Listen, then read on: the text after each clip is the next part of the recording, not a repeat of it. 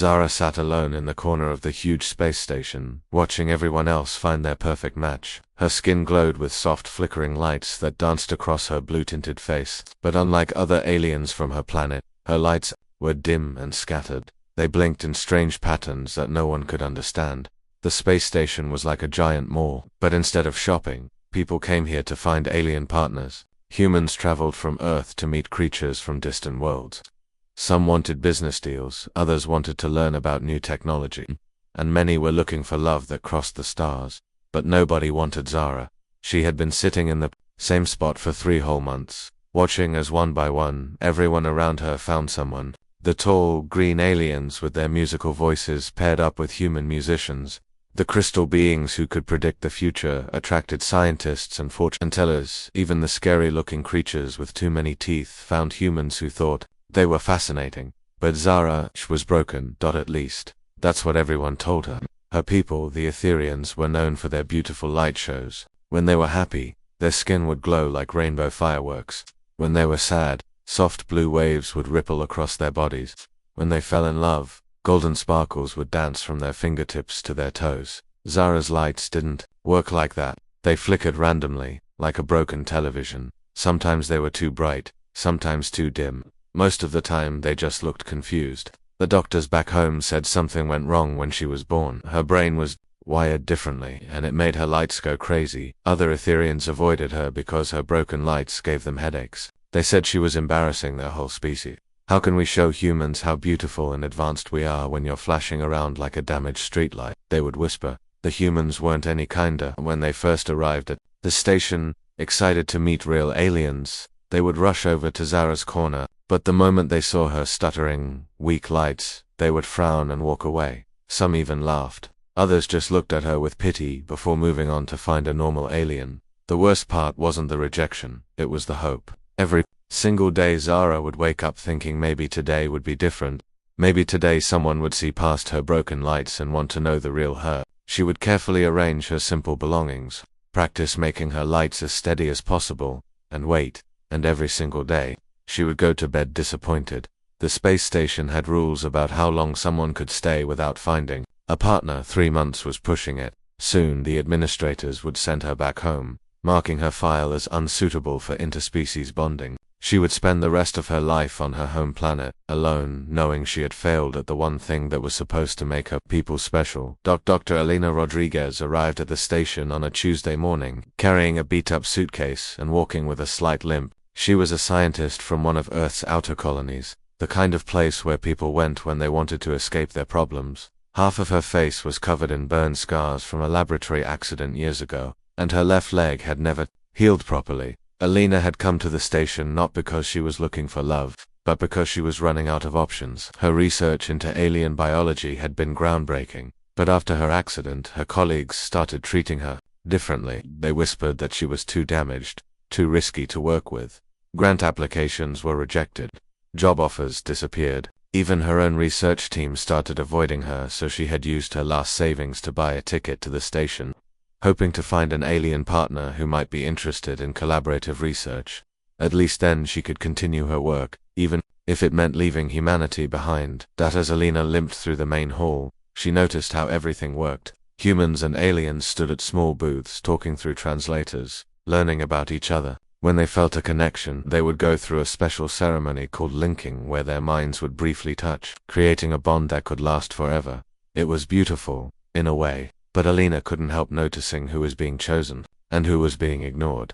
The most attractive humans paired with the most impressive aliens. The wealthy humans attracted the most powerful alien leaders. Everyone seemed to be shopping for the perfect partner, like they were buying a car. That's when she saw Zara. The young Etherian was sitting by herself near a window that looked out into space. Her lights were dim and flickering, but there was something gentle about the way they moved. She wasn't trying to show off or attract attention. She was just waiting, patiently, hopefully. Elena watched as a group of human businessmen approached Zara's area. She saw the brief spark of hope in the alien's eyes, the way she straightened up and tried to make her lights brighter. But within seconds, the men were shaking their heads and walking away, muttering something about defective merchandise. The look of disappointment on Zara's face was something Elena recognized. She had seen it in her own mirror too many times. A large, orange creature with too many arms slithered over to Alina. This was Vexprim, one of the station's administrators. He had noticed Alina staring at Zara and felt it was his duty to warn newcomers. "Ah, Dr. Rodriguez," he said in his slimy voice. "I see you've noticed our problem case. I should warn you, that one is damaged. 3 months she's been here, and not one successful link. Her neural patterns are completely scrambled.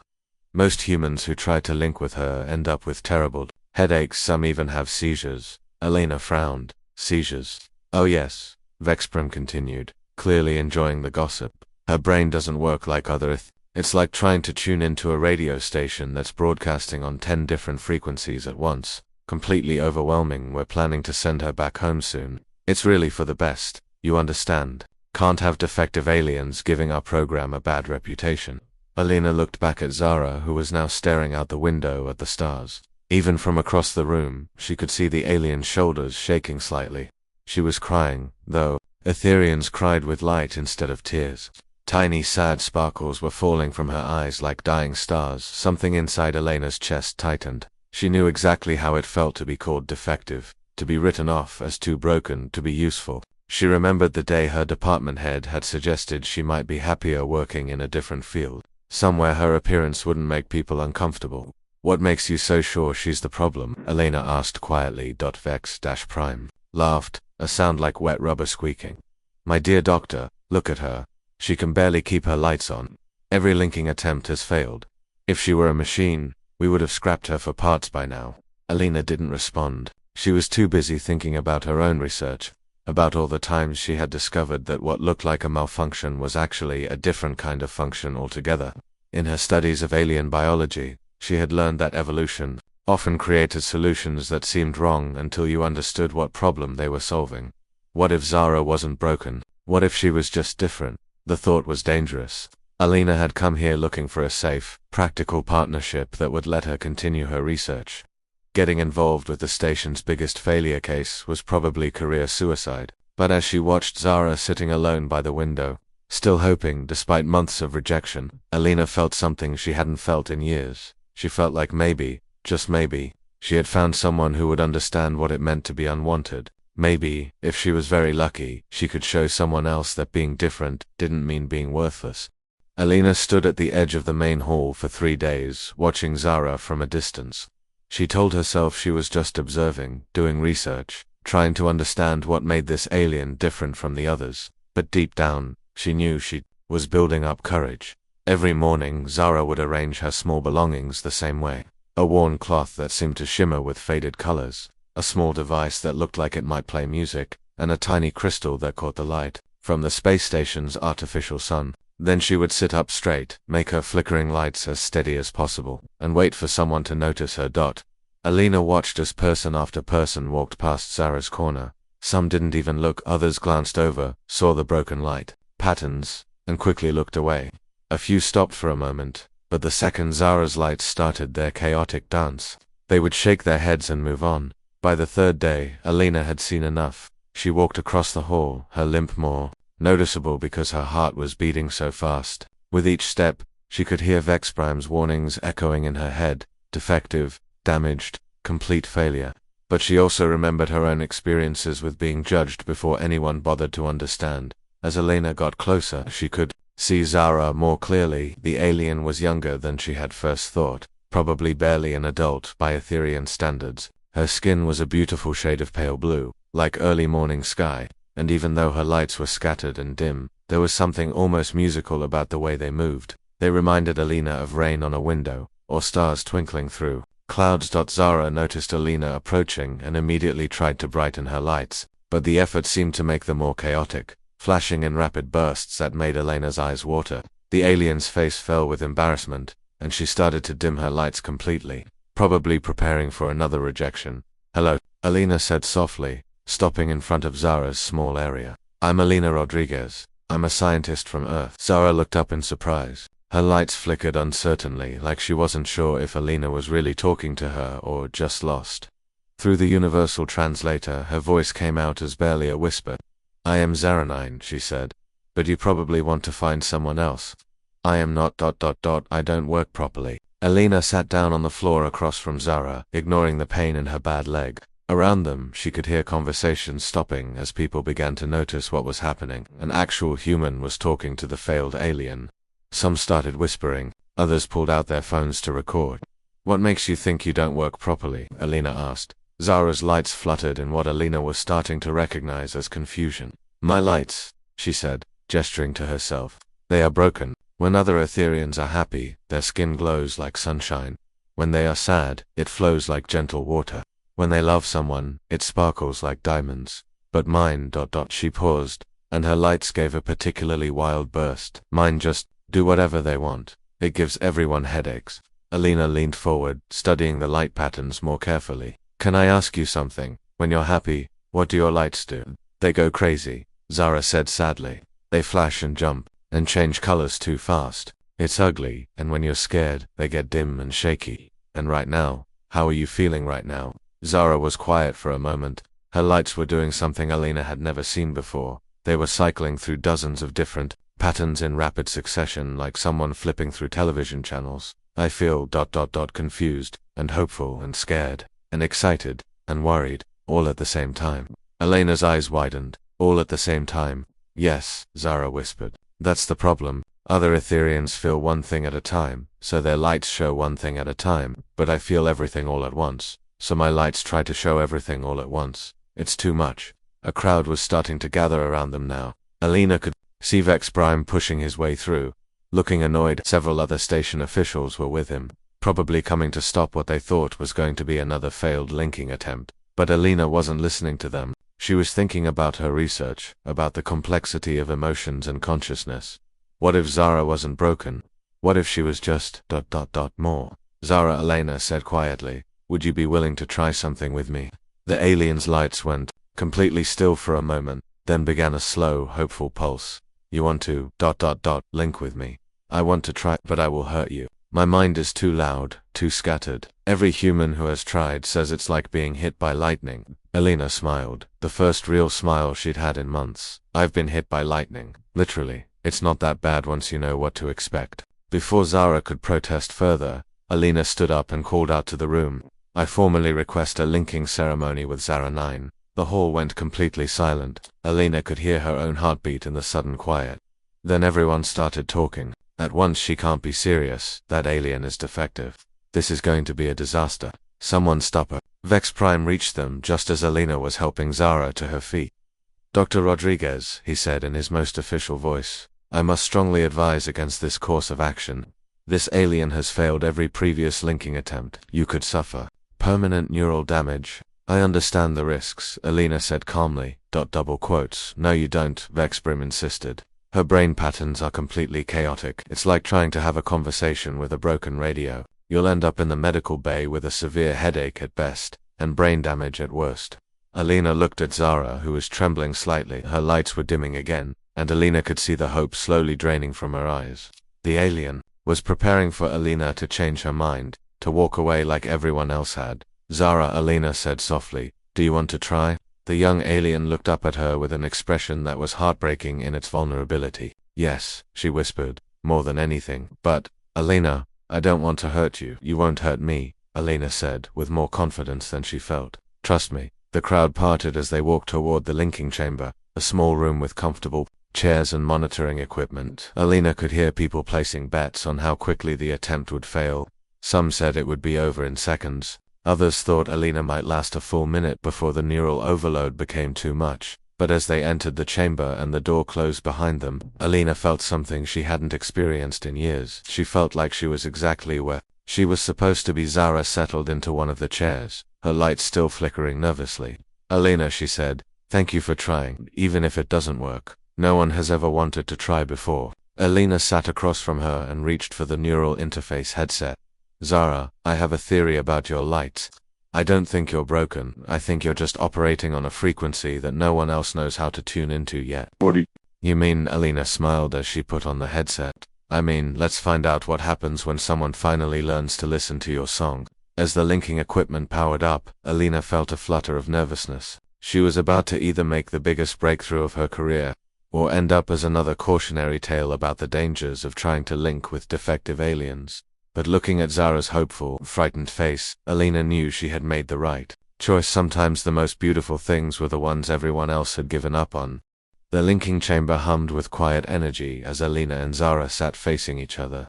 Outside, Alina could hear the crowd pressing against the observation window, waiting to see another spectacular failure. The monitoring equipment beeped steadily, recording their brainwaves and preparing to shut down the moment anything went wrong. Dr. Kepler, the station's chief medical officer, spoke through the intercom. Dr. Rodriguez, I'm required to remind you one final time that this procedure has never been successful with this subject. We've had 3 humans require emergency medical treatment after attempting to link with her. Are you absolutely certain you want to proceed? Alina looked at Zara, whose lights were now pulsing, and what she was beginning to understand was pure terror. The young alien was gripping the arms of her chair so tightly that her knuckles had turned white. I'm certain, Alina said into her microphone. Very well. Beginning neural interface activation in 3.2.1. The moment the machine turned on, Alina felt like she had been hit by a truck. Zara's mind didn't just connect with hers. It crashed into her consciousness like a tidal wave. Alina's vision exploded with colors that didn't have names, sounds that weren't quite sounds, and emotions that felt like they were coming from a dozen different people all at once. Alina could hear the alarms going off in the monitoring room. Through the chaos in her head, she heard Dr. Kepler shouting, "Neural overload, shut it down immediately." But Alina gritted her teeth and forced herself to focus. This wasn't random chaos. There was a pattern here.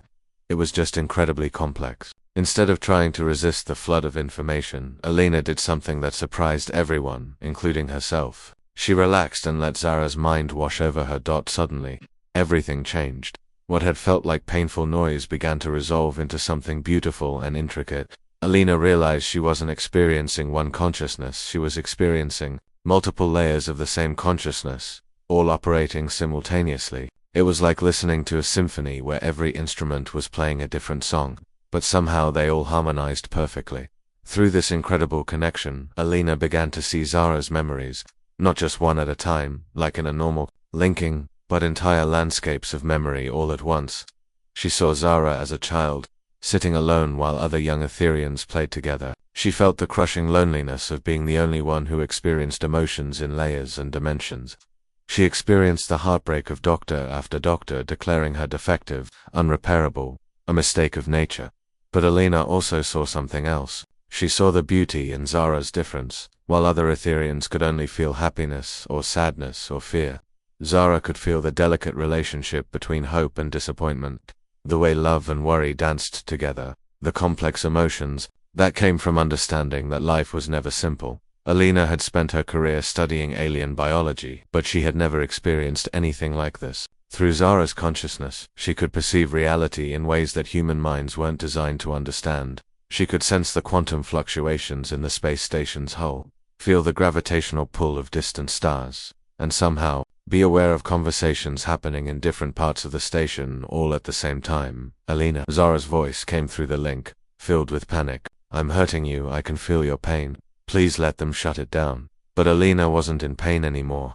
The initial shock had passed, and now she was experiencing something wonderful. For the first time in her life, she was connected to someone who truly understood what it meant to be different.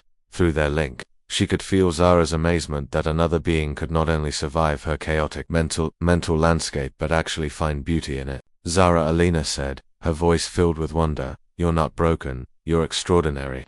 Through their connection, Alina shared her own memories. She showed Zara what it felt like to be dismissed by colleagues, to have her intelligence questioned because of her appearance, to be told she was damaged goods. But she also shared something else, her determination to prove that different didn't mean worthless.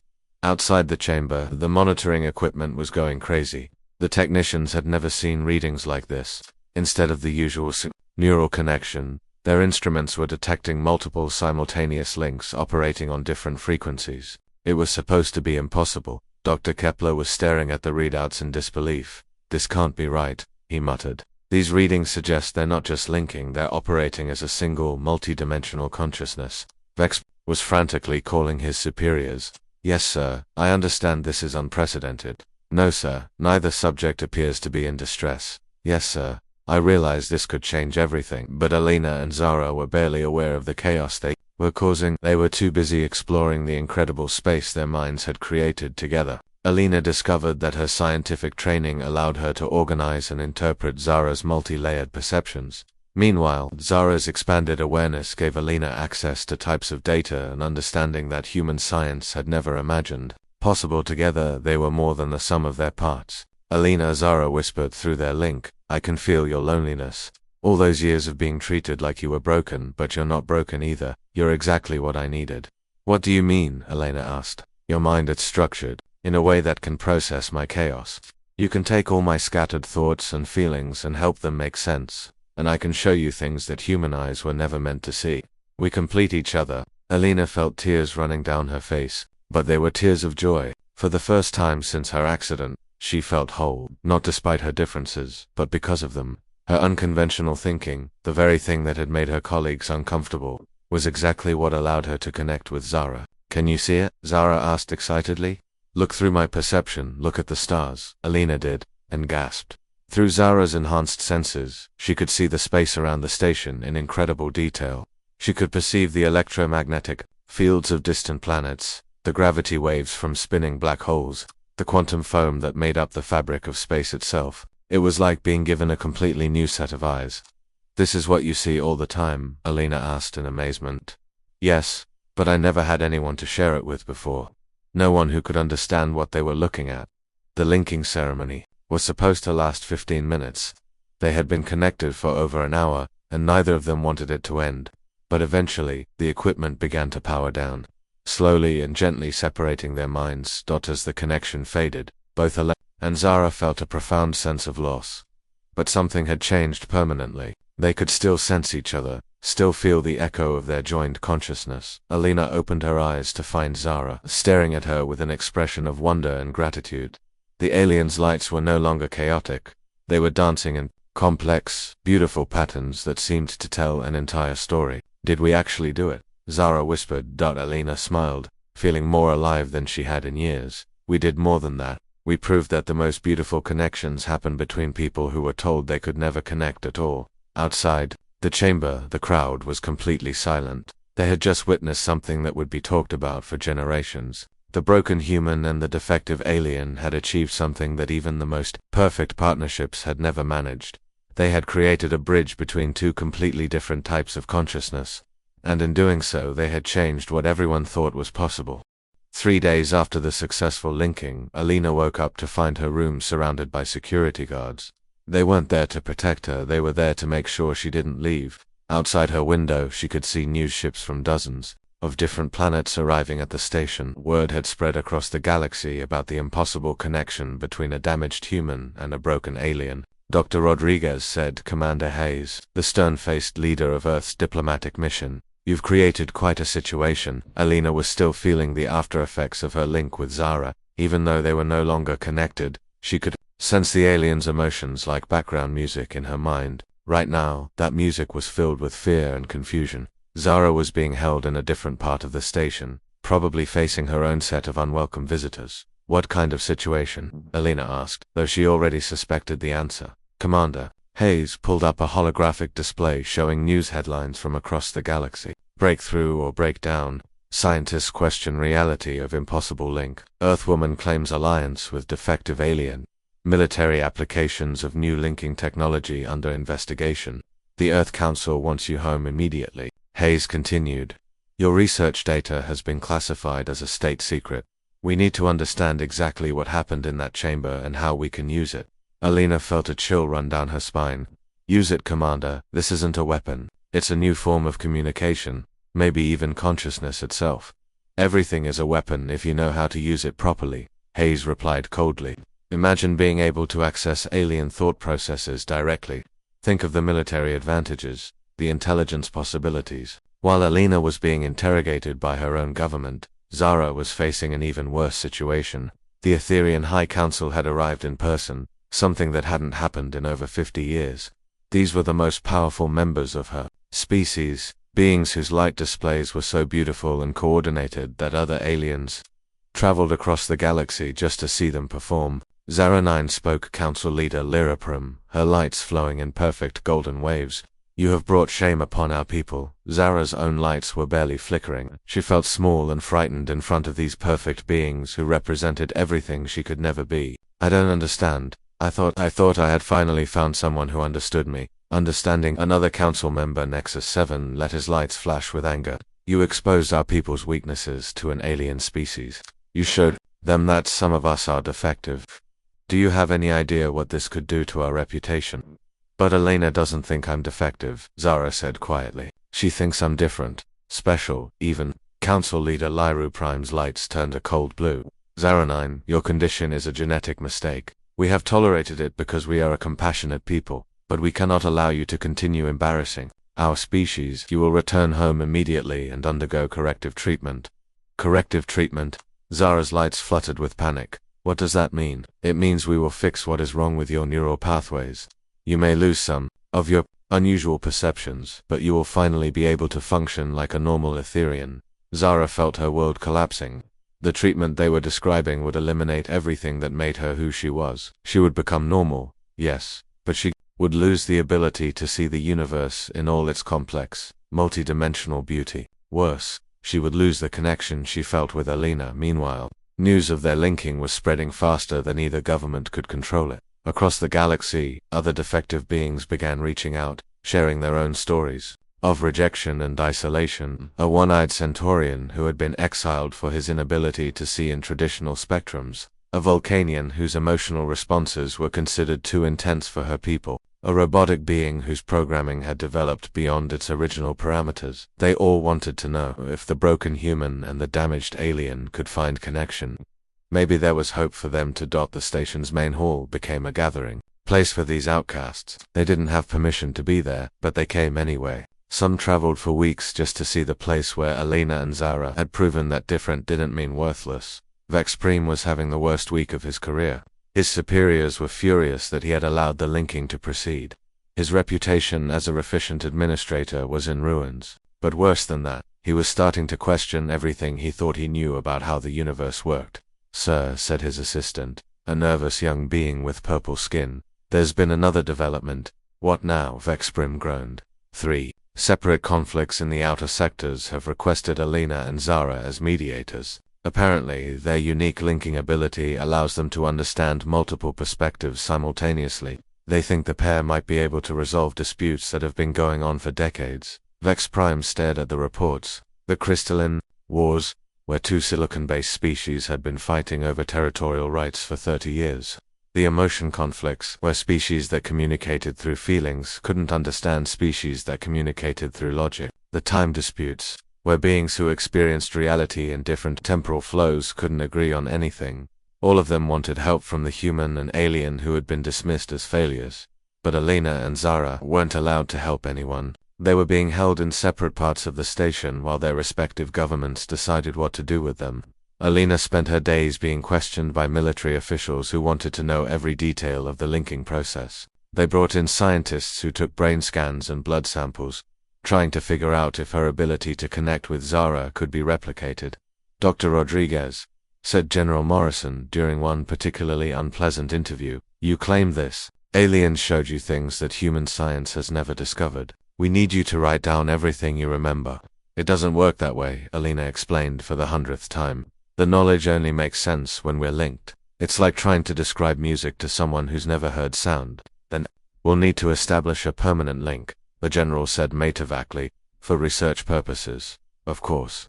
Elena felt sick. They wanted to use her connection with Zara as a tool, to force them to stay linked so that Earth could gain access to Etherian knowledge and perceptions. They didn't care about the emotional cost or the fact that forced linking might damage both of them permanently. Zara was facing similar pressure from her own people. The Etherian Council had brought in their top scientists who wanted to study her condition so they could prevent it from happening to other young They spoke about her like she wasn't in the room, discussing her brain patterns and genetic markers as if she were a specimen rather than a person. The question, said one scientist, is whether we can use her neural mapping to identify and correct similar defects before birth. Imagine, added another, a generation of Etherians who never have to suffer from this kind of disorder. Zara wanted to scream that she wasn't suffering from a disorder. Yes, her life had been lonely and difficult, But that was because of how others treated her, not because of what she was. Alina had shown her that her differences were valuable, that her unique way of experiencing reality was a gift rather than a curse.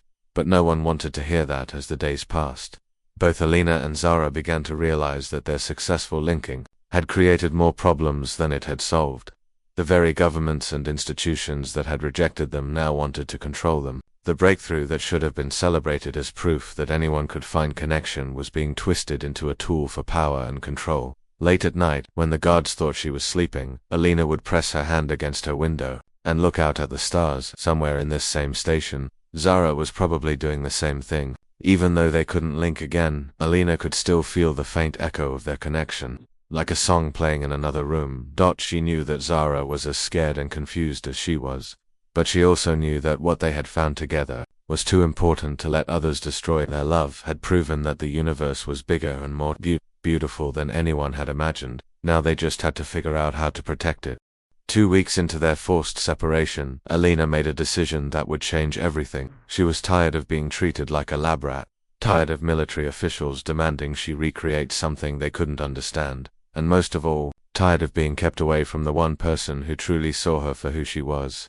Late one night, when the guards were changing shifts, Alina slipped out of her room. She had spent days studying their routines, memorizing their patrol patterns. Her limp made moving quietly difficult, but she had learned to work with her limitations rather than against them. The station's corridors were dimly lit during night cycle, casting long shadows that helped hide her movement. Alina made her way toward the restricted section where she knew Zara was being held.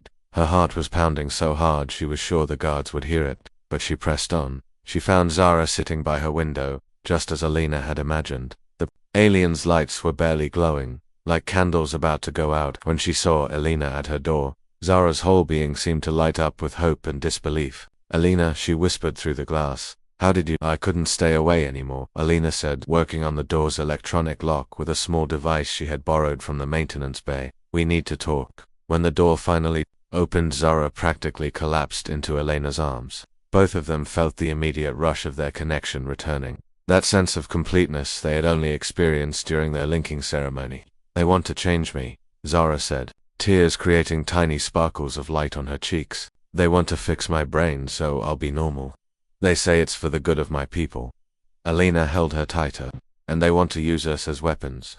They think our connection is just another tool for them to control. What are we going to do?" Alina pulled back to look at Zara, seeing not just her alien features but the beautiful, complex person underneath. "We're going to show them they're wrong, all of them." Over the next few hours, Alina and Zara developed a plan that was either brilliant or completely crazy. The next day, there was scheduled to be a formal hearing where representatives from Earth, the Etherian Council, and various other governments would decide their fate. Instead of letting others speak for them, Alina and Zara decided to speak for themselves. But they wouldn't just speak, they would demonstrate. The hearing took place in the station's largest auditorium with delegates from across the galaxy in attendance. Alina and Zara were brought in separately, flanked by guards, and seated at opposite ends of the room. The message was clear. They were not to interact. Commander Hayes stood up first, presenting Earth's position. "The human Alina Rodriguez has developed an unprecedented ability to interface with alien consciousness. This technology belongs to humanity and should be used for the benefit of Earth's diplomatic and security interests." Council leader Liruprim responded with her own speech, her lights flowing in perfect patterns as she spoke. "The Etherian known as Zaranine suffers from a genetic abnormality that has been exploited by human scientists. She requires immediate medical intervention to correct her condition and prevent further embarrassment to our species." Other delegates chimed in with their own opinions. Some wanted to study Alina and Zara, others wanted to separate them permanently. A few suggested that their linking ability was dangerous and should be banned entirely. Through it all, Alina and Zara sat silently, but they were far from passive. Even across the room they could feel their connection humming beneath the surface. Alina had been right about one thing: their bond had grown stronger since their first linking, not weaker. Finally, the moderator called for Alina to make a statement. She stood up slowly, her burn scars visible in the bright lights of the auditorium. When she spoke, her voice was calm but filled with determination. "You're all missing the point," she said. "This isn't about technology or genetic defects or military advantages. This is about connection. Real, meaningful connection between beings who were told they could never belong anywhere. She gestured toward Zara, whose lights began to pulse. Gently, Zara isn't broken. She's evolved. Her consciousness operates on multiple levels simultaneously, allowing her to perceive reality in ways that could revolutionize how we understand the universe. But more than that, she's kind, brave, and beautiful. And I'm not damaged goods to be repaired or a weapon to be used. I'm a scientist who spent years being told my different way of thinking made me worthless. Until I met someone who showed me that different can be extraordinary. Alina began walking toward Zara, ignoring the guards who moved to stop her. You want to know what our connection really is? It's love.